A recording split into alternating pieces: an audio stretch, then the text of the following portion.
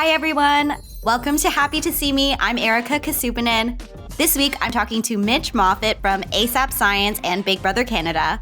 But before that, I want to talk to you listeners. Number one, thank you, everybody, for listening to the podcast, for sticking with me on this journey. It means a lot. I've also heard from people that they loved hearing from me directly during the first episode. And then now, even though we love talking to the guests and we love hearing the guest stories, people want to hear more about me, which that's really nice. Can't blame you. No, I'm kidding. It's nice that you are all interested in me. So I'm going to try to share something about me or share something about my week before each episode. Just keep in mind, I pre-record these episodes. So if I tell you something and it's out of date or it seems like, girl, what are you talking about? That happened weeks ago. This is why. So I want to share a small win. This week, for the first time, I had somebody reach out to me directly to pitch a guest for the podcast. And it was so exciting. It just feels so validating because I've been working on this for a few months now. And a lot of the guests I've been having on, they've been people who I've been friends with. And I'm so grateful to my friends and these people I've had existing relationships with who are willing to come on the show. I've also started just cold pitching people who I would love to talk to and I'd love to get to know, and I'm so inspired by them. So I've been cold pitching people and I've had some success. So I've booked some guests who I have never met before, and I am really looking forward to telling you more about them in the future. But having somebody reach out to me, pitching why they should be a guest and why they should be on here, it makes me feel like, okay, there's something to these conversations I'm having. There's something to what I'm putting into the world with my full heart for someone to think that it's important enough to be on it. So that is my small win. That's something that I was happy to see this week. I will make the effort to share more about things that I was happy to see as the podcast goes on. And as always, if you haven't already, please subscribe, rate, and review wherever you get your podcasts. If you like this, please give me a 5-star rating. Also, we are on YouTube, so if you want to see me talking to the guests, you can find us there. And follow the podcast on Instagram. The Instagram account is @HappyToSeeMePod. Okay, this episode, talking to Mitch Moffit. Mitch has been on the internet, specifically started out on YouTube about 11 years ago now, and has been one of the most successful YouTube creators for over a decade. And he talks about what that's like, what the pressure is like, how you even think about the future when you are kind of the case study and the best practice for a platform. So he is super honest when we get into that conversation. We talk about how challenging it can be to talk about science these days, knowing that through the pandemic, there have been so much debate over science itself. He talks about how he has evolved the way he communicates with the public. And we talk about reality TV. I was on Survivor. He was on Big Brother Canada. He actually gave me a lot of advice when I was on Survivor, and I'm forever grateful. And we talk about the experience of being on reality TV and how it kind of feels like a drug, and then the come down. I think you're going to love this conversation, so thank you to Mitch for joining me.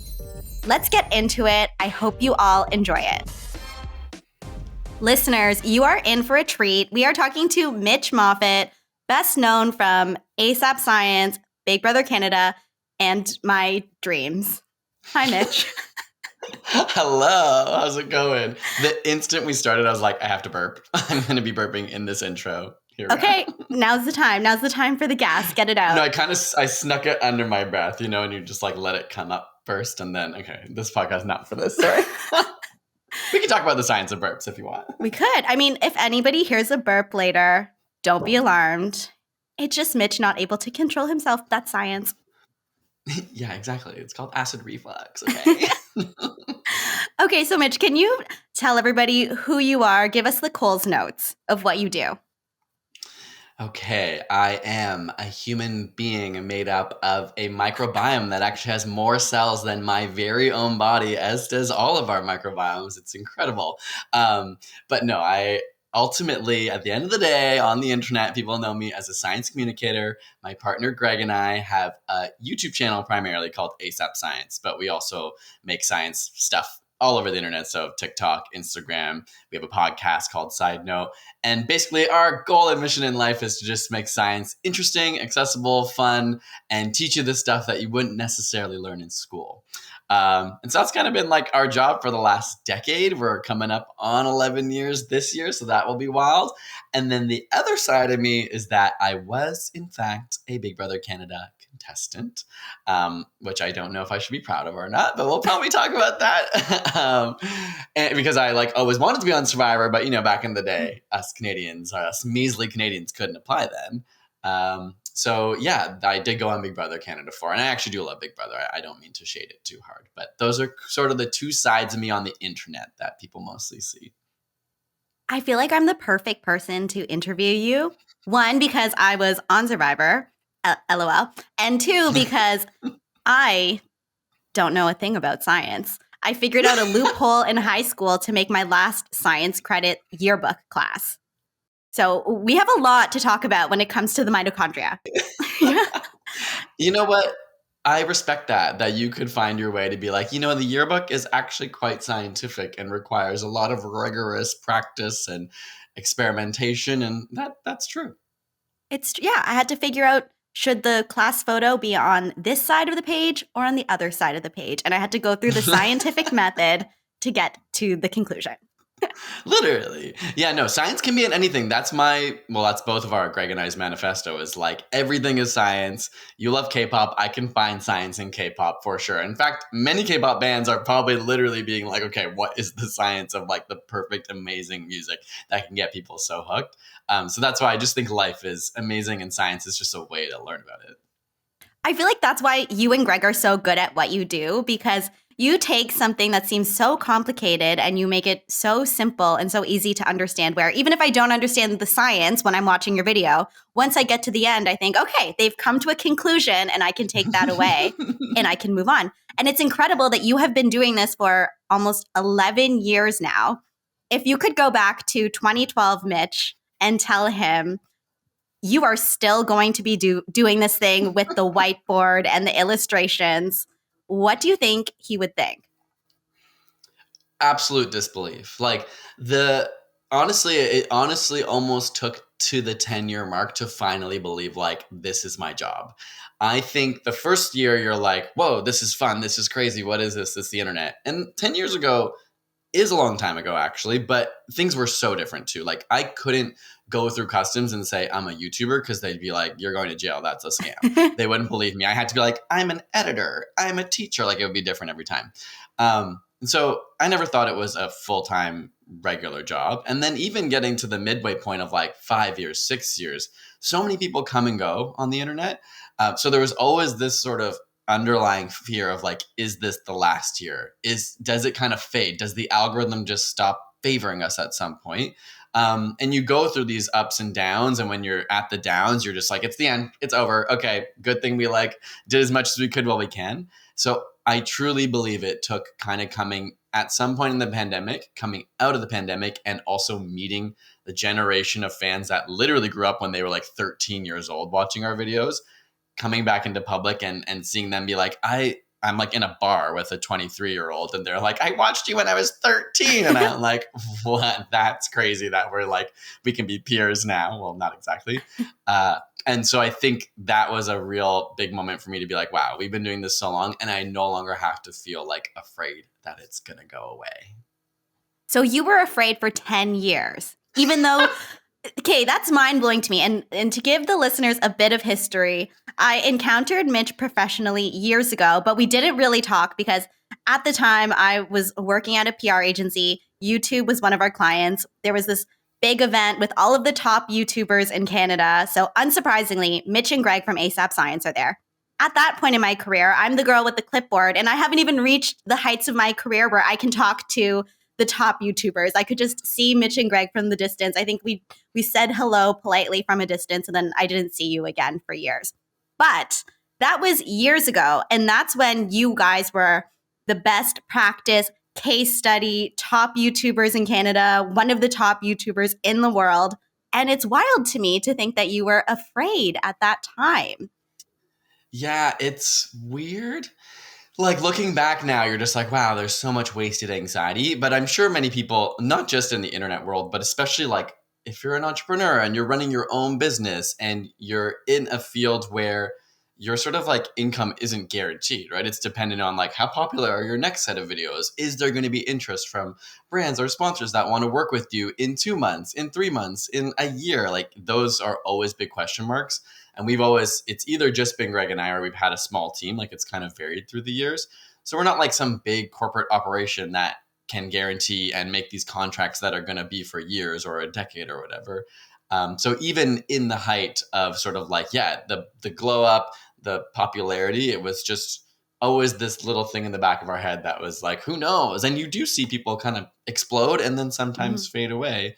I do believe that us doing science content has allowed us to last this long because at the end of the day, it's not just about us as people. It's really like if you can ask an interesting science question, people are curious to learn about that. And the pandemic's a perfect example. Suddenly everyone wanted to learn about viruses. No one cared about a virus before that unless you were interested in science. Suddenly everyone wants to talk about viruses. So I suddenly lost my train of thought. But yeah, ultimately I was scared for 10 years that I was just going to like wake up tomorrow and be like, I got to go find another job. It's so smart what you guys do because, yeah, it's dependent on something that's separate from you two. I know that through the years, you've had different channels, you've had different platforms where we're able to get to know you and Greg together. But then now I feel like, I don't know, do you even use personal social media? I feel like I don't really see you out there posting your own stuff a lot. I stopped using my personal one, maybe like it might have been 4 years ago, maybe 3, on Instagram, mainly because I felt like I'm struggling to differentiate like my professional identity and brand and IP as ASAP Science from my personal. It just felt like so much keeping up with the Joneses of like having to post my stuff and knowing what goes where. I honestly believe if I didn't do ASAP Science now, like say tomorrow it ended, I don't know if I would use social media, which is like a weird thing that I ended up in a job that is using social media. To be clear, I still like have Instagram and we'll go check it out every now and then. And I go on Twitter every now and then and I use TikTok. But a lot of me thinks it's because I'm kind of like that part of me that's like, well, it's part of my job. You know what I mean? I should be aware of what's going on these platforms and how I can use them to teach people. But yeah, I have a weird relationship to social media. It just ultimately didn't make me feel that good. And it felt nice to just be like, I don't have to post personally. And not to ramble too much, but you mentioned how like we've put ourselves out there. We had a second channel for a long while that like revealed more about who we were. And there was a point when I just decided like there has to be a line between like becoming a full-time vlogger where I'm going to expose everything about my life and share everything about my life, or where I'm going to kind of have a line that says like, this is the stuff I put on the internet.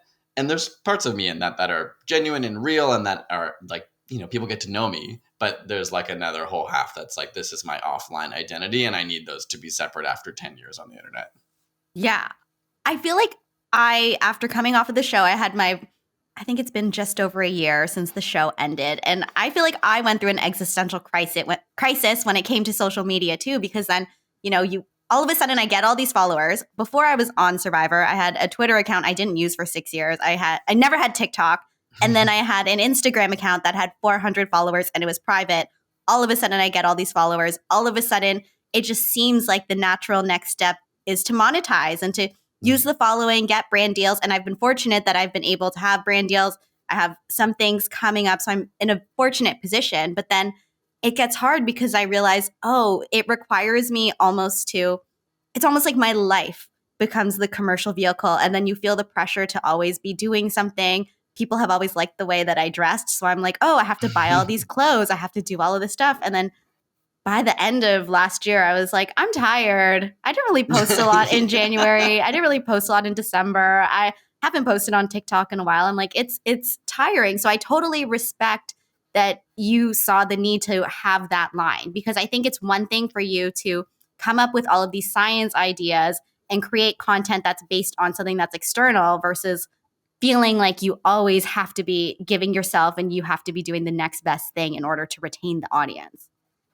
Yeah. And like, I totally understand like you going through that to a degree. Obviously I had a different experience, but coming off a show and like overnight basically having access to people interested in everything that you're doing, what you're wearing, what you're saying. And I don't think there's anything wrong with like engaging with that.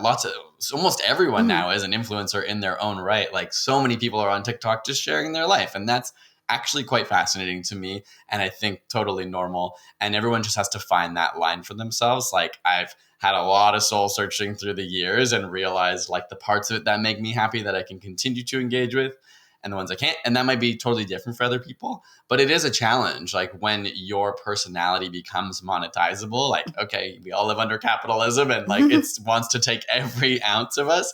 And sometimes that can be fun and rewarding. And sometimes it can just be a never-ending hedonic treadmill, as it would be called in psychology or science, where as soon as you get the thing you thought you wanted, it becomes baseline and you want the next thing, right? So trying to figure out that balance between like, what do I actually need? Like, of course, we all want to have a living and be able to, share our experience with the world and like make money off of that to like have a nice life.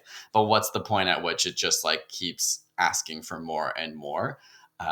And so, yeah, I think everyone's got a different answer. I'm of the YouTuber generation where there was so much burnout. Like every month there was another major YouTuber sitting down crying and being like, I'm burnt out. I can't do this anymore. So it's just like, I saw enough case studies to be like, I got to be careful. Have a lot of the people that you came up with on YouTube, are they still on the platform or have they all kind of moved on? It depends on the field. So in the science space, and education space, I would say it's been relatively stable, which is actually an anomaly. And in some ways not good, because you'd think I would have thought a lot more science communicators would come and have had the reach that, when we started, there was like, 10 to 20 kind of like main names. And I'd say most of those names are still the main names. Of course, there are a couple more splattered in. Whereas if you look at influencers in like the fashion world or makeup world, or people who, I don't know, there's lots of categories like video gaming and stuff. It feels like different generations have come through. There'd be this block of people who were really, really popular and the best at their game. And then they sort of faded while like a new generation came up. And so on one hand, I'm like, I'm lucky that I'm in the category that was able to sort of persist in this way. Because it's difficult. It's like a really challenging thing to face when you're like fighting for relevance in an ever growing space where everyone's competing for attention. So I don't think it's necessarily a good thing for the science space, but obviously it's allowed us to keep doing what we do. Do you feel like now you're in that older generation and you have those moments where you're like, back in my day, we didn't need these vertical videos. You just had one video a week and that was enough. Like literally, like it's 10 years on the internet is a millennia in like regular lifetime. Like the way things were 10 years ago. And even when we started, and I tell this to people who are curious about starting on the internet, when we started in 2012, I was like, we're too late. As I started doing research, I was like, we've missed the wave. We've missed the wave of everyone starting, and we're just like trying to tag on at the end here. I hadn't known much about it. And then suddenly when I realized it, it felt like all these people already have millions of followers. And how are we ever going to like fit in and find our space? Of course, it's like laughable to think now that 2012 was too late to start making content on the internet. So that's why I sort of say like anyone who wants to make stuff, podcasts, videos, TikToks, like it is never too late. There's always going to be opportunities to put your voice out there. What was the question again? Oh, do you feel like an old person? Oh, yes. So ultimately, I mean, we were old when we started, which is a good thing. Like I see a lot of really young people getting famous when they're like 15, and you're like, that cannot be good. Very few make it out of that. I don't want to say alive, but like emotionally and spiritually alive. They're the ones who are going to have the crying video in a few years saying, I'm done. I can't do it. 100%. And I mean, it messes with your brain. Like you must experience this having been on a national television show or like a multinational television show. That exposure to that kind of like not only height of excitement, that exposure to money, to clout, to popularity can be really exhilarating. And from my perspective is really not that different from drugs. Like yes, it is a high that you receive, and there's falls from that high, and then there's a chase for more of that high. And it's like whether you can have a healthy relationship with it, I am still discovering as somebody who's been doing this for 10 years. I just think somebody who's much younger will probably have a harder time regulating that and learning what the lines are that are appropriate. And I was still young. I was still in my like early to mid 20s when we started. But that was even old at the time. So now that you are a resident old person on YouTube, and I always think of you two as the blueprint, you have shown how you can grow on this platform. You've shown how you can grow offline in terms of your book. You've shown how to move from one platform into the new platforms that come up. So congratulations, truly, because I know that requires a lot of hard work and a lot of strategy. However, I'd imagine it's a lot of pressure being the best case scenario, the case study that people look up to. When you think about the future, is that something that's exciting or is that something that is daunting? I think for a long time, so how do I say this? Like, neither Greg or I are business people and never have been, and are not particularly interested in like the business aspect of things. Of course, like we're making a living and we focus and have to do our taxes and we have to like, manage emails and conversations and brands and stuff. But I think, we would come up in the scene and people will be like, what is your 5-year plan? What's your 10-year plan? And I was like, are you joking? I don't even know what next week's video is. And people would be like, yeah, we've got a backlog of 2 months or 3 months of videos. And like, here's our path. And there are lots of YouTubers in our space that do this. Like one of the biggest ones, he has the entire year mapped out ahead of him. He has one video a month. And his videos take a lot of effort and planning. So it makes sense that he has to do this. But I truly do not know what video is coming out next on our channel. Like, I don't know. To this day. And it's been that way forever. Maybe we'll be a couple weeks ahead. Maybe if we know we're going away on vacation or something, we'll like work so hard and get a little bit ahead. But we've been very like extemporaneous, if that's the right way to describe, just like kind of on the, what are we feeling? What do we want to make now? And so on one hand, if maybe it was like awkward pressure to feel like, oh gosh, we should be building a business. We should be expanding and we should be hiring people, and not just AsapSCIENCE. It should be like ASAP Sports. It should be ASAP Music. It should be all these questions and ideas came early on. And a lot of people around us who were like business minded were really like, you could turn this into an empire. And I think eventually we just had to be like, that's just not what we want. Like, we're interested in science. Of course, we want to grow and find ways to reach more people, and hence we've like done a book, hence we've like done a YouTube original that was more like TV style show than our regular content, and we've worked with other companies to make content, but that's more like, for us, it becomes like an artistic exploration, like what is actually satisfying. And I think to a degree that has allowed us to persevere, because of course it can be exciting to get a big fat check, you would know, Survivor. But at the end of the day, it's like that doesn't really like fulfill your soul for that long. And so in terms of being the blueprint for what's right, I think we said it always, even if it took me a long time to believe, it's like you really got to like follow the stuff that you enjoy. Of course. And we can talk about it. There's always strategy. You always want to be smart about how you're producing stuff. How can I make something I actually like and then adapt it in a way that is like accessible to people? And of course, we think about that a lot because I want the science to be accessible. So there has to be a form of like strategy around communicating it. But you can lose yourself a little bit in the like, what will be popular? Let me go make that. And we've like played that game and had to have those hard realities of like, gosh, a video with 10 million views doesn't really actually feel that different than a video with 100,000 views in the long run, especially. And so, okay, let's focus on the stuff that actually can make us feel good. Do you find that the way you have to communicate about science has changed over the years? I feel like over the last few years, because of COVID, all of a sudden, science is at the forefront and everybody has opinions on it. I think so many people are now questioning whether or not science is real when we look at things like whether or not people believe the pandemic is real, people who have differing views of vaccines, and even before that, people who were climate change deniers. Has that changed the way that you approach your channel or anything that you both do? I think that the biggest change in my perspective of the internet from starting to now when we started doing what we were doing, it really felt like the internet was going to save the world. Like, it honestly felt like, this is a place where people can learn so much and get access to all this information at low cost, like generally, that they would otherwise not have access to. Wikipedia provides you encyclopedias without having to buy hundreds of books.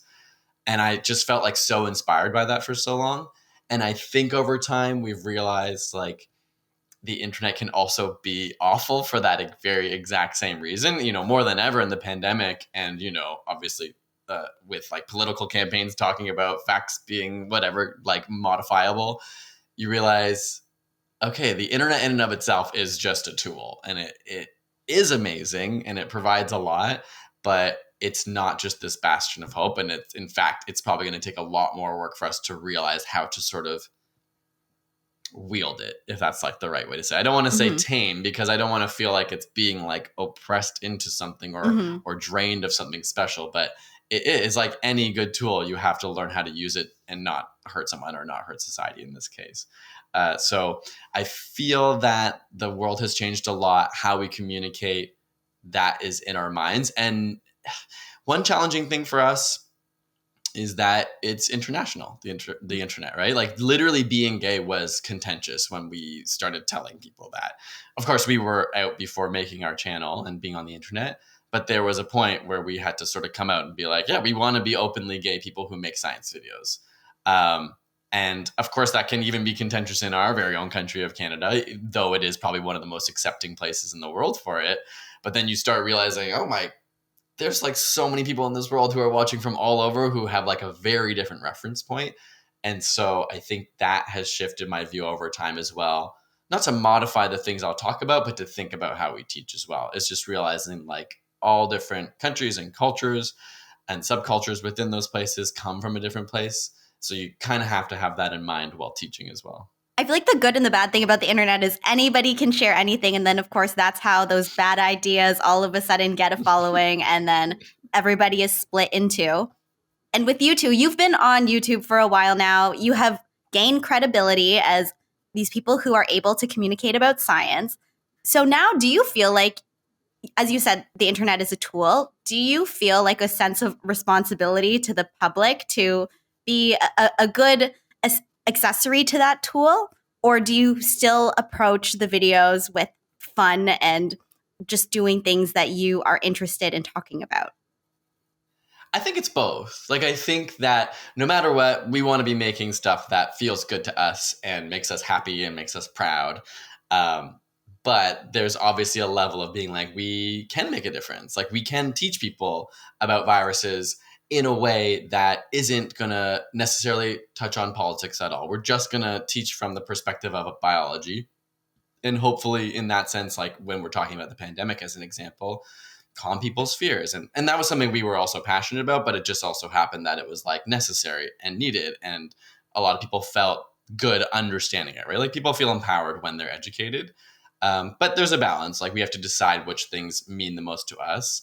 And which things we want to stand for. And that's, I'm sure you face as well, like you always have to question like what your lines are, right? Like we work with brands and companies and always have to stop ourselves and say like, okay, what defines a brand that we can and will work with, and what defines one that we would never work with, and what are the ones in the middle, and how do we, understand how we see them? How do we understand how our audience would see any relationship with these companies? It's a fine line and it's hard, and that's always evolving. Like we're always trying to figure out, and I'm curious to hear your perspective as well as you work in this space, like how you navigate that sort of thing. Like how do you choose who you're going to represent as yourself and then who you're going to surround yourself with? I mean, I'm still a work in progress. I feel like I'm always trying something, and it's always a calculated risk. I think that what's hard, and okay, here's how I feel. I feel since you and Greg have such a great reputation on the internet, you create quality content, you're well researched, you're both lovely people to work with, lovely people to hang out with. So I feel like that probably makes things a little more challenging in terms of making sure that you review anything that you want to do, any partnership you have, because I don't know, it almost feels like the tightrope gets a bit smaller. Does that make sense? I feel like if you were somebody and you built your following on the internet through spilling the tea or just talking shit about somebody else or just making a stupid slapstick comedy video that is making fun of somebody for no reason, then I think that you have a bit more leeway. But I feel like with you guys, like your reputation is so good. I feel like there's probably so much more consideration to really maintain it. Yeah, and like the main consideration in the science space is like making sure a brand cannot influence the science or even that the perception of a brand influence. Like, so like we can't work with a company and talk about something if the company has a vested interest in that being perceived a certain way or not revealing. Like we don't ever work with like drug companies or prescription companies, just point blank. There might be actually some really interesting ones and drugs that are really fascinating. But of course, if those companies pay you, of course, they're not going to want you to talk about the bad effects of it. Or maybe they'll, even if they're okay with you being totally honest, your audience might say, are you hiding something? Like, how can I trust your integrity when you've been given a bunch of money to really give me a truthful view of this? And so that's a challenge for sure. I mean, sometimes it's easy. There's lots of things that we've just been able to say like, okay, no. But then sometimes you're like, I'm really fascinated by this topic, like science and drugs and medicine. Like there's so much to be explored there. And that's though mostly when we just have to go, okay, we just can't have a brand attached to this. We have to just do this as a passion project. Mm-hmm. Yeah, it's so interesting. I think that, and this is where it's good that you have created the separation between yourselves and between the work that you do and the content that you create. I think that sometimes, I know you had asked me my opinion. I think sometimes I run into challenges where, well, one, I think about before I agree to something, is this getting me in the direction that I want to go to? Is this, if I say yes to this, does it keep me in the same place or does it allow me to evolve and does it allow people to see a different side of me? At the same time, I feel like I'm very fortunate, but it's also a bit of a challenge where people think that I'm very nice. And I think I really try to be very nice. I think people see me as like a good moral person. Yeah. And then I feel like there are challenges in terms of what I can say yes to. For example, at, clinics that offer different procedures that can make you look better, whether it's your skin, whether it's changing something about your body. I've gotten offers to do things like that. And then I think, okay, I would want to try it just for the sake of trying it. But then I also think, what is that indirectly sending a message that I don't want to send to people when what I've been trying to do is show people that you are worthy and you're capable and you can do whatever you want with the skills and the power that you have in you right now. So even though, for me, I'm like, okay, sure, I'll try something. Why not? What's the worst that can happen? Even though I guess my face could get totally botched. And also I haven't done anything to my face because I'm afraid of needles. And I know that I already look like a child, but I feel like I have to have that extra consideration, especially if there's a situation where I could get compensated for doing something. Totally. Yeah. It is like a game you're playing your head. It's hard. It's because money is corruptive. Like this is the honest truth about everything that everyone needs to know when they're watching anything on the internet. You should be questioning it all. Because, and I know we're in the phase of like people being able to talk about capitalism and how like corrosive it is to society in so many ways. But the money makes you question anything. Popularity makes you question things like access to fame. These things that in the long run you realize are meaningless, but they are so tempting to a lot of people, and myself included. I'm not trying to like be holier than thou. It's like you start to go, oh, well, okay, let me think about it a little more if that's how much money they're going to be bringing to the table. Like, what are my morals? It makes you really question yourself as a person. You really have to think about it. And so it's just important to know when people see stuff on the internet, like, there's no shame in getting your bag. I don't think like people have to make a living and want to make money, and it's totally okay to like products and share things, but money can make people do very bad things at times. I agree. And I feel like this is a great way to pivot into talking about reality TV because you and I both got into these crazy, unreal situations for the pursuit of money. Of course, money is the prize. I feel like you and I probably both did our respective shows and money was not the ultimate end goal. And as you said earlier, it's kind of like a drug being on that show. I feel like I'm on the come down from the drug.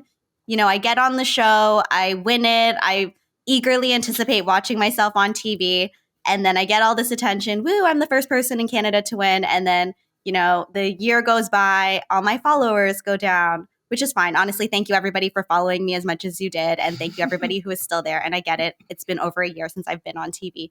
And then there's new casts and new batches of people being brought in. So I feel like I'm glad that I did that when I was in my 30s, because I think I'm able to self-regulate and understand that it's not a reflection of me. This is just the cycle of how things go.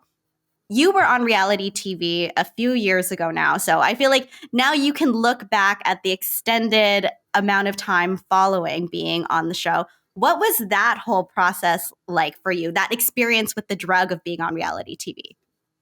Yeah, like I obviously haven't been on Survivor. I don't know what it's like, but Big Brother is insane. Like in great ways and in I don't want to say awful ways. Like overall I had a really positive experience, but you know, you throw yourself into this thing that you literally cannot experience any other way. It's totally out of body, which is why I did it. You know, like you said, and the prize for Big Brother Canada is also like vastly smaller than it is for the American Survivor. So I wasn't like there just for the money. I wanted the experience. I loved the show. I wanted to go into this world of this thing I loved watching and just experience it and do something that I could never, just like, no matter how much money I have, I can't give myself that experience. But having gone through it, I think I see myself as super lucky that I did have AsapSCIENCE before. Not just because it's online. I think all the people who are the luckiest who come out of it have a stronger sense of their self-identity before they go on a reality show, because it can become your identity, and that's not a problem. And there's no shame in like being a reality star or like an internet influencer. They're kind of like similar in that way. But it's really easy, I think, to get your identity tagged to that and then your self-worth immediately tagged to that. And then, like you said, these things go in cycles. These shows chew you up and they spit you out. You are ultimately expendable to them. And this is no shade to like anyone in production. Like this is just how it works. You know what I mean? Like you are a contestant or you're a cast member. They want the best out of you. And after that, there's like another batch of people the next year or the next half a year. So it's a really cool experience, but I can see that it definitely has a long lasting impact on people, both positive and negative. As somebody who sees myself as relatively stable and normal, I still have dreams about Big Brother. I still think about decisions that I made. This is 7 years ago. Wow. And having even spoken to some of the winners, knowing they still have that, like, because I sort of think, oh, it's because I didn't win and I'm still going over how I could have changed my fate in the game. But even winners of the show saying like, I wish I could go back and change this because people didn't respect me enough for this, or I did this thing that I felt weird about, and I can't undo it. And like, should I go back? Would I go back to like relive that experience? Obviously you could give some insight into like what, I'm not a winner, but you could probably give some insight into like, do you have that sensation of reliving it in your mind of how it plays out and wanting to go back? Or are you able to say like, that's a chapter in my life that great time and it's closed now? I feel like in terms of the game itself, I loved playing the game. Yes, it's hard and you're messed up at the end. At the end, I was spent. I was exhausted. When they announced I won, I was thinking, just get me off of the set. And then I had to film the reunion show right away. I was not okay. But ultimately, I came home and I knew that obviously nothing's perfect, but I was so proud of myself because I was able to get through that experience. So I feel like I don't really have regrets about the game. Of course, a lot of the conversation about my win has been around the edit and whether or not I was shown enough and why I wasn't shown a lot. And I feel like there are definitely times where I reflect on that, where I think, oh, should I have been, I don't know, was I boring? Was there something wrong with me? Was there a reason why my game wasn't shown a lot? And there's definitely times where it shook me and it made me question my self-worth, and it would make me feel bad. Of course, I'm a human. I feel like now, who knows, this is my experiment. This is what I'm trying to do. But I've just been openly talking about the experience. The first episode of this podcast was me talking about what it was like watching it on TV.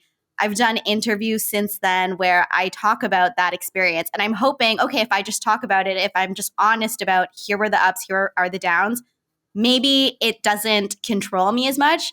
I think that if I let go of the pride of being like, oh, well, screw them, it was their fault, they didn't see it in me, and I just openly talk about how I feel, maybe it's going to lessen the blow. Am I going to go back? Am I in a rush to go back? No. I've actually said no to more reality TV since then. I was shocked. I was like, wait, why are casting directors calling me? I wasn't even shown on the season I won. Like, why do you think I would be good on this show? But I've said no because I'm like, I don't want to get into that cycle again. I want to just start focusing on my own stuff. Yeah, give yourself some space and time. That's totally like normal. And I wonder though, is there that part, like, because for me, like, I would go back on Big Brother. I would go on Survivor. I mean, obviously these things depend. Like, my life can be crazy and busy at times, and then like much more flexible at others. But the idea of it is just like there's this part of your brain, and at least I know this from the other Big Brother alumni, that you just are like, it's difficult to ever let that go. Despite whatever your experience was, there's like some kind of obsession around it. And perhaps it's a little different because you did win. So at least your chapter like closes on like, I finished what I came to do. But yeah, I'm just curious, like giving yourself time, but is it kind of like, you're not saying it's off the table that you would go back if you were asked? I don't see myself saying yes anytime soon. I truly don't know. I don't want to say I'm never going to go back, because who knows? What if they call me when I'm 50 and I'm like, let's go, let's do this. But I just don't see it happening anytime soon. Thank you if you call me. Yeah, you're like, but please consider me. It feels nice to be wanted. You could at least say no. You know what I mean? Oh, yeah. When I got calls about more reality TV, I was like, wait, what? Me? You're interested in having me? Okay. And I feel like I'm not one of those, I don't know, maybe maybe I'm thinking very highly of myself, but I don't really think I'm one of those reality TV clout chasing type people.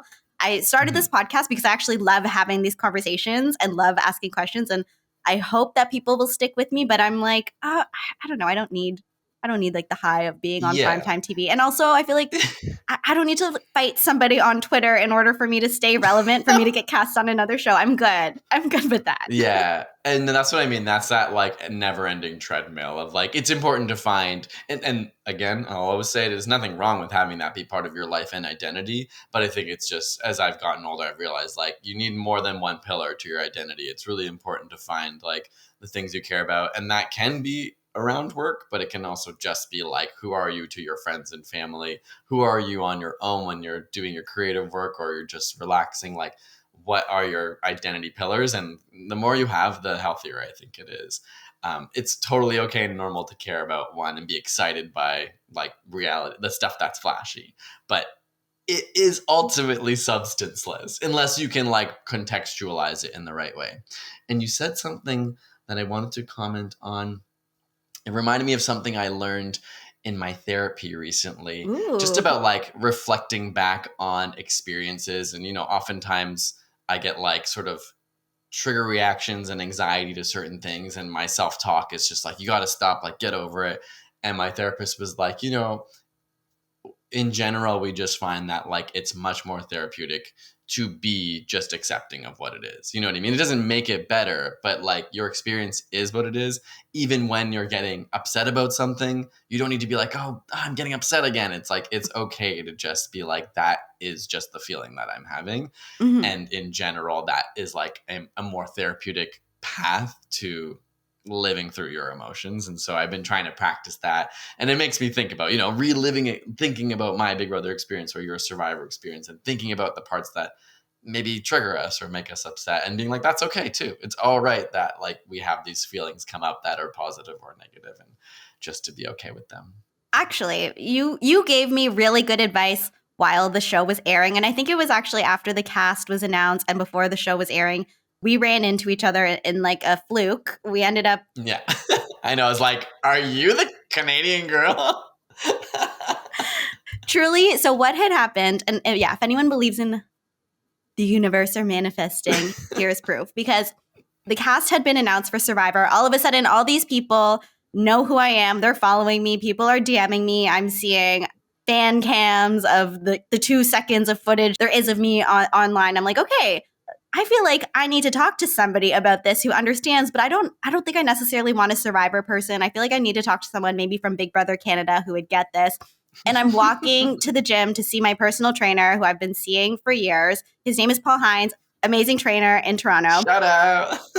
I got to the gym. Paul says, hey, I'm just finishing up. I'm just starting with a new client. And he points to his new client and it's Mitch. And I'm like, shut the fuck up. What are the chances? And then, yeah, I go up to you. I'm stunned that it's you. You're stunned that it's me. I was really flattered. Literally, I was just like, this can't be. Like, I was also highly aware of like the first Canadians to like be on Survivor, and was just like, I feel so out of body. Are you on Survivor? Or am I being crazy? Yeah.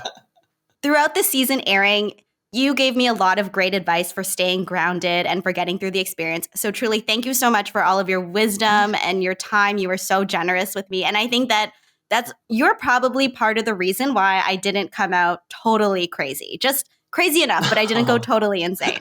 So thank you so much, Mitch. Of course, no problem. It was also very nice for me to have someone in the city who I could chat to. Just so everyone knows, I couldn't get a single spoiler from Erika, despite how hard I might have tried every time we hung out. But no, it's just, going through these experiences is a very unique thing that many people are interested in doing, but not a lot of people get the opportunity to do. And so even like my partner, Greg, who I, run a business with and have been together with for 16 years, I can't express and feel or talk about my experience with him in the same way I could with you, despite the fact that we were on different shows. And of course, I can talk to people who are on Big Brother as well. There's just, and I hope it doesn't feel sad. Like, it is sad in one way, but of course you don't have to connect with your partner on everything. But it is like a really life-changing experience to be thrown into one of these environments and go through it. And even though there are people you may not like that you're on the show with, you are bonded to them forever in this way. And then even the people, there's like an outer circle of people who have also gone through it that weren't on your season, but you can connect to. You can talk about things that, like, yes, your friends, your partner might listen to, but they're not like feeling and understanding in the same way. And so like sometimes I know the word like community gets thrown around a lot. So sometimes it makes me cringe because I feel like it's been co-opted by like corporations so much that it feels fake to me. But it is nice to have a community of people who have experienced something similar that it's nice to just chat about. So it was equally as therapeutic for me to just like talk about my experience on Big Brother while I heard about you going through Survivor and like what, you could only give me bit by bit to not spoil what was coming up, but we'd like kind of sit down, debrief what was going on, how you were feeling. And something I didn't have an experience of was watching the show while it aired. Like, and I thought that was like a blessing in disguise for Big Brother, that I was in a house, no idea what anyone was saying on the outside world. And by the time I came out, like I was not the focus and didn't really have to think about that anymore. So I think that's probably maybe one of the hardest parts about a show like Survivor is you are watching in real time people react to your every move.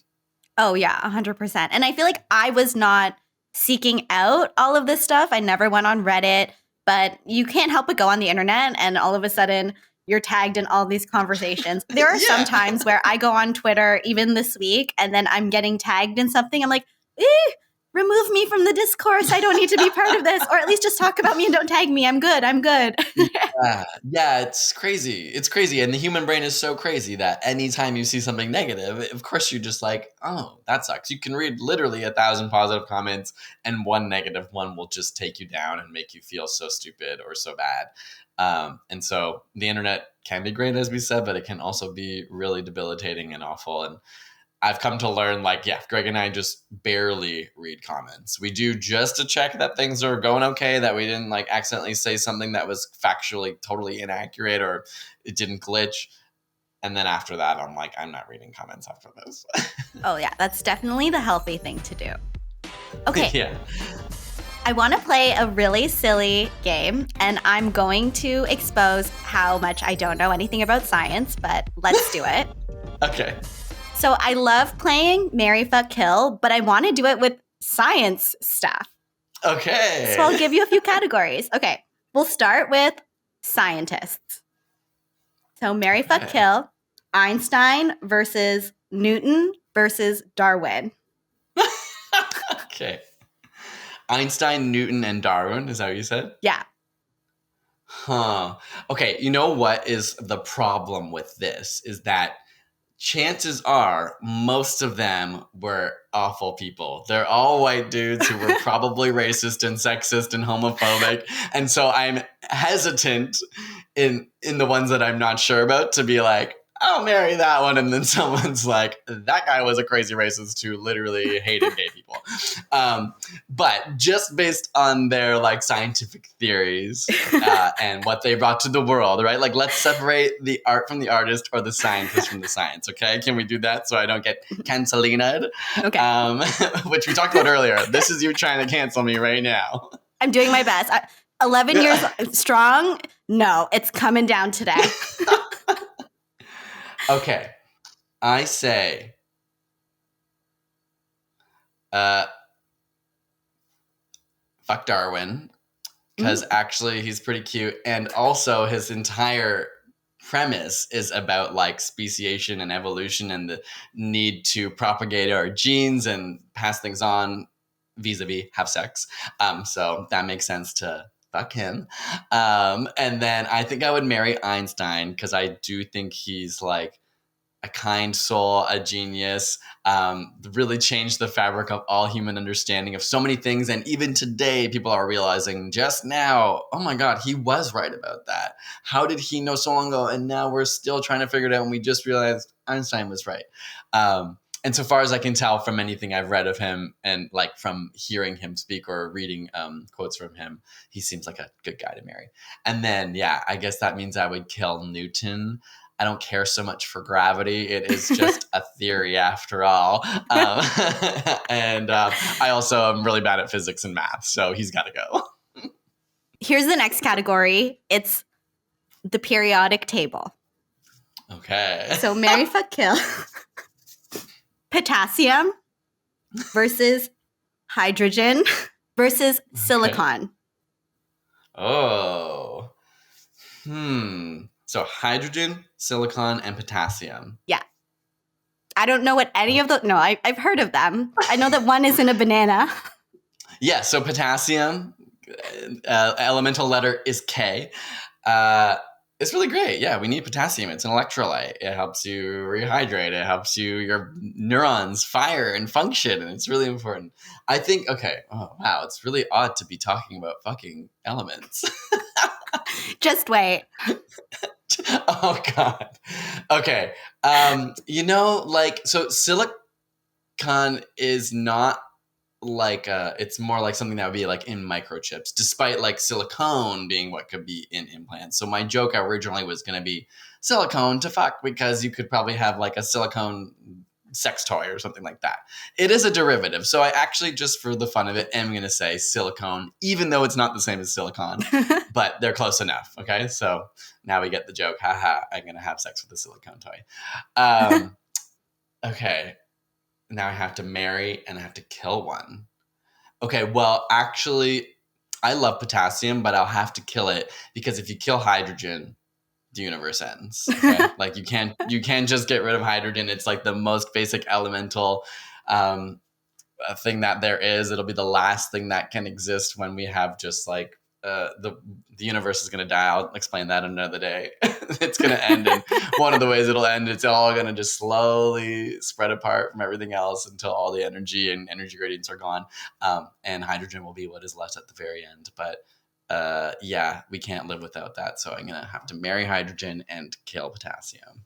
I love how you are self-sacrificing in who you're going to marry. Hydrogen might have a shit personality, but for the good of everybody, you're just going to stay with them. Yeah, totally. I know. I'm so selfless, actually. Okay, here's the last one. I believe these are called scientific processes. Okay. So, photosynthesis versus homeostasis versus the carbon cycle. Okay. Wow. Actually, okay. Oh, this is tricky. Okay, so do you know what photosynthesis is, right? This is like plants using the sun energy to make food for themselves to grow. Homeostasis is like your body's form of regulation to like stay in balance with its environment. And what was the last one again? The carbon cycle. The carbon cycle. I mean, the carbon cycle is certainly less. Well, it's very important, and maybe we should kill it because it's part of the reason that we're like having to deal with climate change and stuff. Like maybe if we just cut it out, we don't have to worry about that anymore. So kill the carbon cycle. But it is also very, very important for plants, and it's related to photosynthesis as well. So, but I am going to kill it. I'll marry homeostasis because it's, all about being stable, and I would like a stable relationship. And then I will have to fuck photosynthesis because I guess I am cross-species willing to fornicate. And we're just going to end that there. And that is the cancellation quote I've been looking for. Thank you, Mitch, for joining me today. Post it. She's got it. She's got it. We're good. Yeah, literally. Oh, dear God. Truly, Mitch, thank you for chatting with me today. Where can people find you? Can you promote all of your stuff? Sure, yes. The main things are just AsapSCIENCE, whether it's YouTube, TikTok, Instagram. Just look us up there. And then we have a podcast as well, which you should come on one day if you'd like to. I would love to, but I don't know. Do I know anything that could be of value to your audience? You know lots of things, and it doesn't have to be science. It can be what you're interested in, and we can talk about it. Because I just think it's interesting to know what people want to learn about. And then we can always just talk about the science around it.